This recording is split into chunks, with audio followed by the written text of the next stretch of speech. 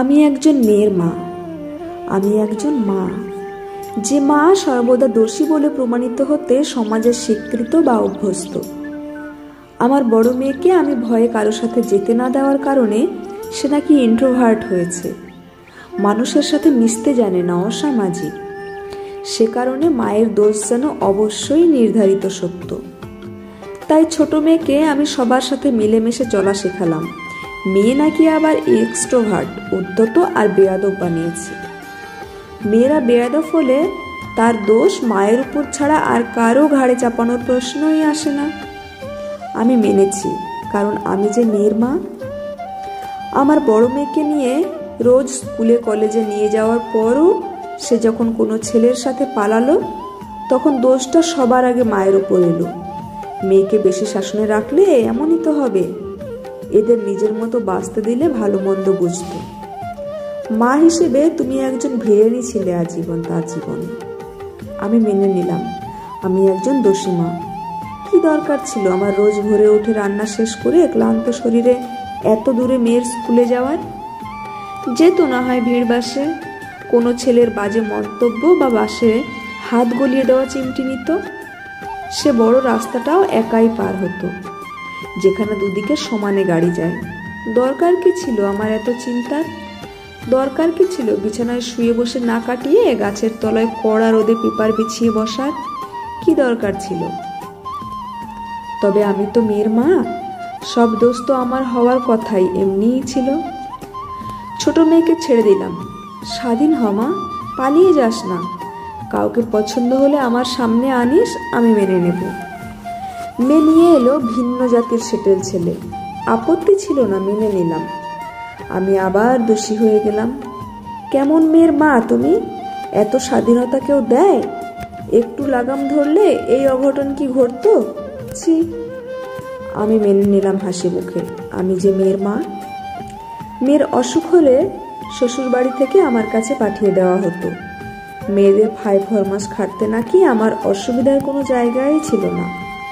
তারপরও কোনো অসুবিধা হলে মেয়েরা বলতো, কেমন মা তুমি? অবশ্য আমার অসুখ হলে কোনো মেয়ের শ্বশুরবাড়ির সমস্যা তখন শেষ হতো না, তবে আমার অসুখ সেরে যেত। মেয়ের শাশুড়ি তাদের দু চার কথা শোনালে সেটা নাকি হতো সংসারের অংশ। আমি শাসন করলে হতো, আমাদের সংসার, আমাদের বুঝে নিতে দাও, বাইরের মানুষের এত কথার কি দরকার। মেয়েদের চোখ মুখেও যেন একই উচ্চারণ, শুধু শব্দ শোনা যেত না।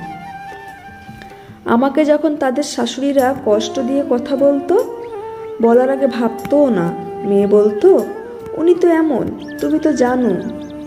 আমি যদি তাদের শাশুড়িকে কোনো কথা ফিরিয়ে দিতাম যা আমার খারাপ লেগেছে, মেয়েরা বিরক্ত হতো। তোমার কোনো সেন্সই নেই মা, কেমন মা তুমি? কষ্ট পেল না উনি? কি দরকার অশান্তি করার? কিন্তু আমাকে কষ্ট দিতে কেউ বোধ হয় ভাবেই নি আমারও কষ্ট হয়। ওই যে আমি মেয়ের মা। নাতিদের তীব্র দুষ্টুমি আমায় সইতে হবে, এইটাই নিয়ম। যদি তার সীমা পার করে তাও। যদি সামান্য বিরক্তই আসে, মেয়েরা ধরে নেয় আমি আসলে সফল মা নয় তাদের। নাতিদের ঠাম্মিরা সারাদিন চেঁচিয়ে তাদের বকা দেওয়ার অধিকার রাখে, বিরক্ত হওয়ার ক্ষমতা রাখে, তবে আমার উচ্চস্বরের অধিকার নেই এত যত্নের পরও। ওই যে আমি মেয়ের মা। মেয়ের জামাইদের ছেলের মতো যত্ন করা আমার দায়িত্ব। জামাই আদরের ত্রুটি মানতে নারাজ খোদ আমার মেয়েরা। তবে জামাইদের থেকে সামান্য কোনো কর্তব্যের আশা রাখা নাকি আমার লোভী মনের বোকামি। আমার তো মনে রাখা উচিত আমি যে মেয়ের মা। তবে ছেলের মায়ের কোনো কর্তব্য করতে ত্রুটি নেই আমার মেয়েরা নিজে। তারা আমায় বোঝায়, তোমার কোনো আশা রাখার অধিকার রাখা উচিত নয়, আমরা তো এখন পর। তবে তোমার উচিত তোমার দায়িত্ব আজীবন পালন করার। আমার এক মেয়ে যখন স্বামীর পরকীয়ার কারণে ছেড়ে এসে ডিভোর্স নিতে চাইল, তখন আমি মেয়ের পাশে থাকায় দোষ ছিল আমার। মেয়ের ঘর ভাঙার কারণ হিসেবে আমি দায়ী। আমি মেয়েকে বুঝাতে তো পারতাম। অন্য মেয়ে যখন রাগ করে চলে এলো, ওকে ফেরত পাঠানোর পর সে যখন আত্মহত্যার চেষ্টা করলো, তখন দোষ হলো আমার। আমি মেয়েকে বোঝার চেষ্টা তো করতে পারতাম। কারণ আমি যে মেয়ের মা। মেয়েদের যত দোষ হয়েছিল সব ছিল আমার কাঁধে। মা হিসেবে সেটা নাকি আমার প্রাপ্য। মেয়েদের কাছেও সেটা অস্বাভাবিক লাগেনি। তবে যেদিন বড় মেয়েটা পুরো দেশের সেরা একজন ডাক্তার হলো, তখন সবাই বলেছিল বাবার মতো বড় মানুষ হয়েছে, মেধাবী হয়েছে। মেয়ের আপত্তি ছিল না, বরং গর্ব ছিল সে বাবার মতো হয়েছে। তার বাবা বড় বিচারক ছিল। সে তার মেডেলটা বাবাকে পরিয়ে নিজের সম্মানটা যেন আরও বাড়িয়েছিল। যেদিন ছোট মেয়েটা সেরা শিল্পী হলো, সেদিন সবাই বলেছিল বাবার নাম উজ্জ্বল করলো, ক্রিয়েটিভ মেয়ে। তার জন্ম দেওয়া পার্টিতে সে বাবার অনুপ্রেরণার ভাষণ দিয়ে সবার মন জয় করেছিল। তাদের ভাষণে কোথাও স্থান পাইনি আমি।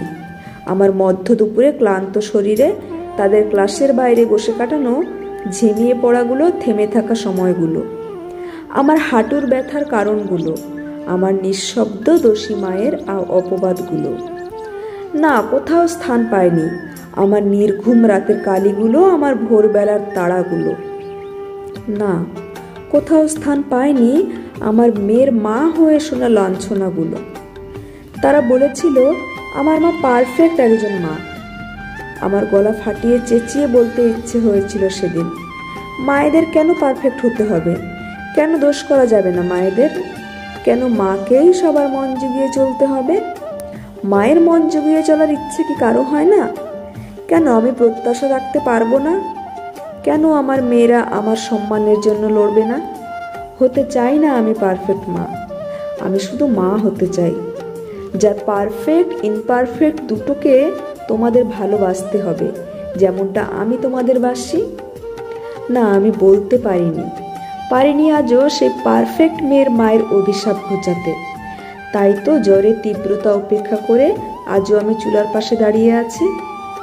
মেয়ের শ্বশুরবাড়ির লোকজন যে এসেছে, আর আলতো হেসে শুনছি, কি করবেন, মেয়ের মা হলে দায়িত্ব তো করতেই হবে।